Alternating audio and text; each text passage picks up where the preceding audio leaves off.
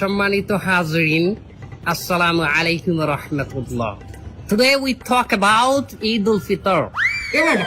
এ হুজুর আরবিতে খুতবা না পড়া কি ইংলিশে খুতবে পড়ায় কে? আরে বাবা এটা তো ভাইরাল হুজুর, ওই কথায় কথায় ইংলিশ ফুটা গুলোই তো ওনারা নিয়ে আসে। ঈদের নামাজ 6 takbir. 6 takbir. Number first takbir is hands up. তার কেউ বুঝুক আর না বুঝুক ইংলিশে খুতবা দিতে আছে। আচ্ছা হুজুর মেলা বলতে আছি আমরা, আপনি কয়েন।